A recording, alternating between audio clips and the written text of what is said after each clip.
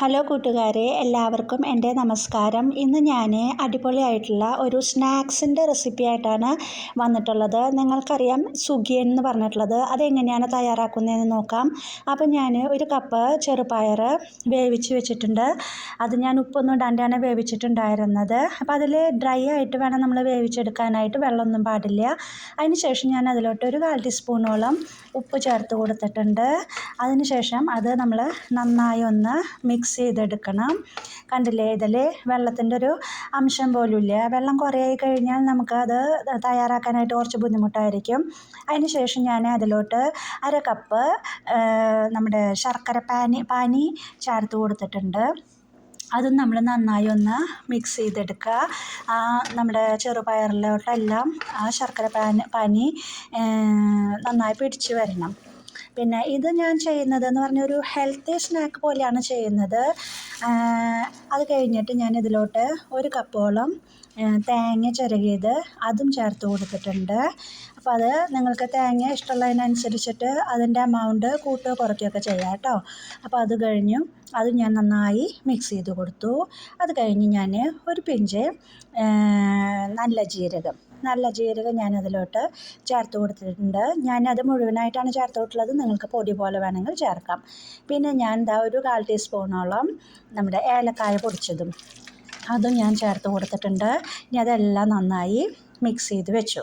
ഇനി നമുക്ക് ഈ സുഗിയനിലോട്ട് ആവശ്യമായിട്ടുള്ള ബാറ്റർ തയ്യാറാക്കാം. അതിന് ഞാനൊരു ബൗൾ എടുത്തിട്ടുണ്ട്. ആ ബൗളിലോട്ട് ഞാൻ 1 കപ്പോളം ഗോതമ്പ് പൊടിയാണ് ഞാനിവിടെ എടുത്തിരിക്കുന്നത്. അതുകൊണ്ടാണ് ഞാൻ ഹെൽത്തി സ്നാക്ക് എന്ന് പറഞ്ഞത്. നമ്മൾ സാധാരണ ഇത് മൈദ വെച്ചിട്ടൊക്കെയാണ് ചെയ്യുക. അപ്പം ഞാനിവിടെ കുട്ടികൾക്കൊക്കെ കൊടുക്കുന്നത് കൊണ്ട് ഗോതമ്പ് കൊണ്ട് വെച്ച് ചെയ്യാമെന്ന് വിചാരിച്ചു. മൈദ അത്രയും നല്ലതല്ലല്ലോ. അപ്പോൾ ഞാൻ 1 കപ്പ് ഗോതമ്പ് പൊടിയും അതിലോട്ടൊരു 2 സ്പൂണ് അരിപ്പൊടി ചേർത്ത് കൊടുത്തിട്ടുണ്ട്. ഒരു 1/4 ടീസ്പൂണോളം മഞ്ഞൾപ്പൊടി ചേർത്ത് കൊടുത്തിട്ടുണ്ട്.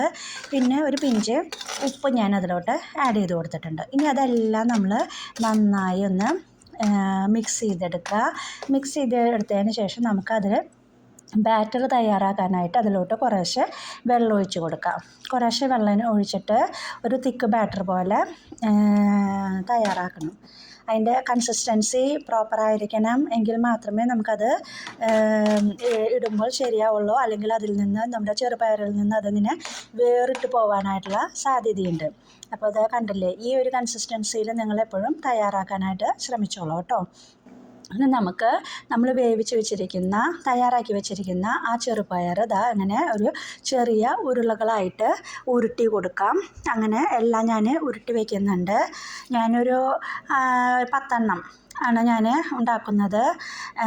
ഇനി ഞാൻ ഒരു പാൻ വെച്ച് കൊടുത്തിട്ടുണ്ട്. ഒരു പാൻ ചൂടായതിന് ശേഷം ഞാൻ അതിലോട്ട് ആവശ്യമായിട്ടുള്ള ഓയിൽ ഒഴിച്ച് കൊടുക്കുകയാണ്.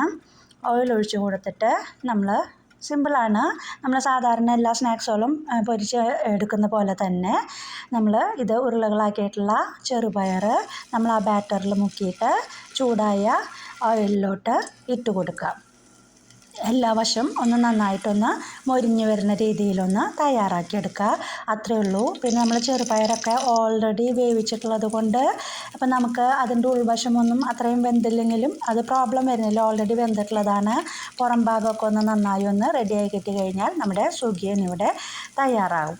അപ്പോൾ എല്ലാവരും തന്നെ ഈ ഒരു സ്നാക്സ് തയ്യാറാക്കി നോക്കിയോളൂ. എന്നിട്ട് കമൻ്റ് ഇടാനായിട്ട് മറക്കരുത് കേട്ടോ. അപ്പോൾ നമുക്ക് അടുത്ത വീഡിയോയിൽ വീണ്ടും കാണാം. Okay, by.